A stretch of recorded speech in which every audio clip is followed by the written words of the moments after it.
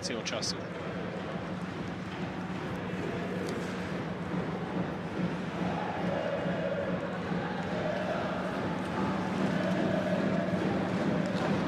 Výborne to urobil Včelka. Bodov v tejto sezóne, nebezpečná strela teraz pomedzi kruhov. Andrisík ale nemusel zakročiť. Skavica bola prehustená na pravej strane, teraz kombinácia v útoku pre Slovan a krásny gól. Branislav Bernát inkasuje prvýkrát v tejto tretine. A bol to pravdepodobne Kristián Včelka. Ešte si počkáme na ten opakovaný záznam. Pekná kombinácia. Priamo do útoku. Áno. Bol to muž z... A dnes dala zatiaľ modrým krídlám iba jeden. Lietava si musí dávať veľký pozor.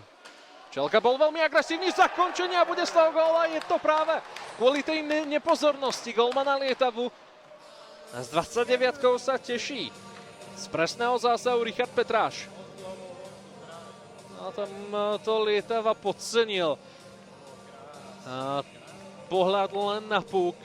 Sledoval moc, čo sa deje okolo neho a tu treba pochváliť Včelku za skvelú prácu. No prvému, komu žite posiela svojho spoluhráča vpred. Včelka teraz výborne zamedzil zakončenie Dubnice a štyria hráči modrých krídiel môžu ísť pred. Včelka, jeho krížna prihrávka, ťažké spracovanie. A Lietava nakoniec zasiahol. A puk sa mu podarilo chytiť. No ale teraz mali domáci hokejisti veľkú príležitosť. Tam boli hneď vo štvorici. Včelka poslal prudkú prihrávku. No a sa len ťažko. V strednom pásme, Hajník následne pokračoval v útočnej snahe, ale tvrdý hit, ktorý mu uštedril Matúš Hlinka. Včelka. Štepuk zachytil za bránkou a stihol rozohrať. To bol ale nevydarený pokus o udržanie puku v útočnom pásme a pozor, dočkáme sa pesného súboja. Kristián Včelka zhadzuje rukavice a proti nemu Adam Zlocha. Takže férový pesný súboj, ktorý predsa len máme možnosť vidieť v rámci tretej tretiny. Zlocha momentálne už bez prilby. Zatiaľ väčšina úderov, ktoré boli vyslané na prázdno a nezasiahli hlavu jedného alebo druhého hráča.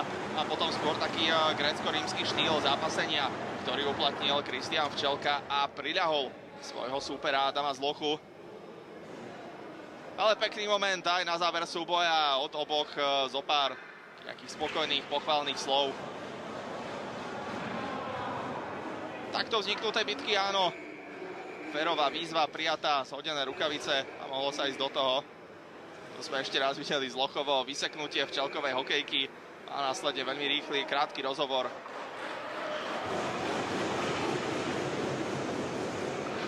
Škoda, že tých úderov nebolo viac, ale myšlienka pekná. Do konca druhej tretiny nám zostáva už len 60 sekúnd a modré krídla sa zmocnili puku v strednom pásme a strelecká príležitosť, ktorá končí gólom. 3-0. Kristián Včelka. Tým mužom, ktorý strieľa ďalší gól do siete Romana Petríka. A bol to práve odrazený puk. Po strele, myslím, že to bol Lukas Jendek, ktorý zakončoval z ľavého krídla. Puk sa od Petríka odrazil práve na čepel Kristiána Včelku, ktorý pohotovo dorážal za chrbát Romana Petríka. Ešte raz, áno. Lukas Jendek. Nami. Chcem vidieť kývať vaše hlavy. Chcem kývať s vami.